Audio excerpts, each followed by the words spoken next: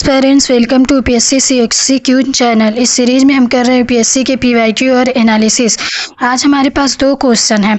क्या UPSC PYQ repeat करती है? क्या यूपीएससी के पीवाईक्यू स्टेट या वनडे एग्जाम में रिपीट होते हैं? तो चलिए स्टार्ट करते हैं। तो चलिए देखते हैं रिपीट करती है या फिर नहीं रिपीट करती है। हमारे पास 1998 का क्वेश्चन है, एक जो यहाँ से देखिए 37 नंबर का क्वेश्चन है 1998 का, और ये हमारे पास 2000 में पूछा हुआ है। ये 2000 में पूछा हुआ ये क्वेश्चन है। अब इस क्वेश्चन को हम कंपेयर करते हैं एक दूसरे से कि किस तरह से अगर रिपीट करती भी है तो किस तरह से रिपीट करती है क्वेश्चन को। तो पहला क्वेश्चन आप देख रहे हैं जो 37 नंबर वाला क्वेश्चन है, ये देख रहे हैं कि यहाँ पे ये जो लोथल दिया है, ये लोथा इसमें दिया है कि सही सुमेलित है।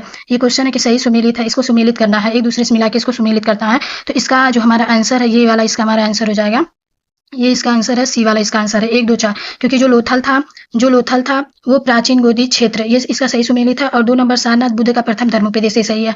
और चौथा नंबर जो है नालंदा, ये बौद्ध अधिगम का महान पीठ है, सही है। और यहाँ पे राजगीर न होकर सारनाथ होता तो ये सही होता, तो ये इसका सही है। अब यहाँ पे हम देख रहे हैं जो ये लोथल वाला ऑप्शन है, जो यहाँ पे हम देख रहे हैं प्राचीन गोदी क्षेत्र, ये वाला जो ऑप्शन है डायरेक्ट तो नहीं रिपीट किया है क्वेश्चन को। जैसे ये कहें कि 37 नंबर का क्वेश्चन दिया है, आगे चल के यही पूरे ऑप्शन देके और यही क्वेश्चन सेम टू सेम पूछ लिया, तो ऐसा तो नहीं हुआ है।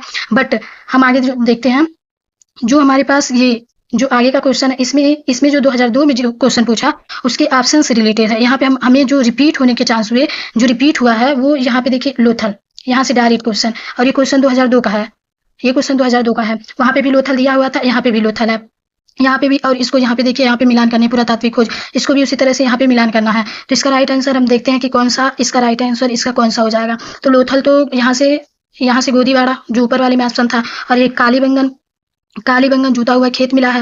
और धौलावीरा से ये हड़प्पन लिपि के बड़े आकार के 10 चिन्हों वाला एक शिलालेख। और बनवाली जो पक्की मिट्टी की बनी हुई हल्की प्रतिकृति, ये इसका आंसर, यानी कि 1 का 2। यहाँ से तो अगर इसको देखना चाहें कि कैसे हमें कूट को कैसे करना होता है, यहाँ पे तो हम डायरेक्ट देख लेते हैं। 1 का 2 है, यहाँ पे देखिए 1 का 2 है, तो ये तो ऐसे भी नहीं होगा, तो ये पूरा का पूरा ही नहीं होगा। और यहाँ पे देखिए 1 का 2 दिया है, तो पहले से हमें पता चल रहा है कि 1 का 2 होगा, यानी कि ये वाला हमारा ऑप्शन करेक्ट है। अब हम देखते हैं कि ये क्वेश्चन जो है कि वनडे एग्जाम में रिपीट होते हैं या फिर नहीं होते हैं, या फिर स्टेट एग्जाम में रिपीट होते हैं या फिर नहीं होते हैं। तो डायरेक्ट तो क्वेश्चन नहीं रिपीट होते हैं, लेकिन जो ऑप्शन होते हैं उससे क्वेश्चन रिपीट हो जाते हैं। कुछ क्वेश्चन जो होते हैं वो स्टेट एग्जाम में तो डायरेक्ट भी रिपीट हो जाते हैं, कुछ क्वेश्चन डायरेक्ट भी रिपीट हो जाते हैं।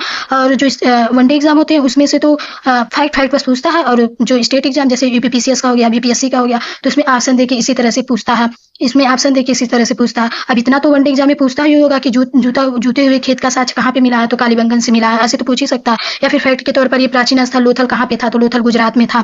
कालीबंगा कहाँ था, राजस्थान में था। और धौलावीरा कहाँ था, ये गुजरात में था। बनावली कहाँ थी, हरियाणा में थी। इस तरह से क्वेश्चन पूछते हैं। तो बस इतना ही, धन्यवाद।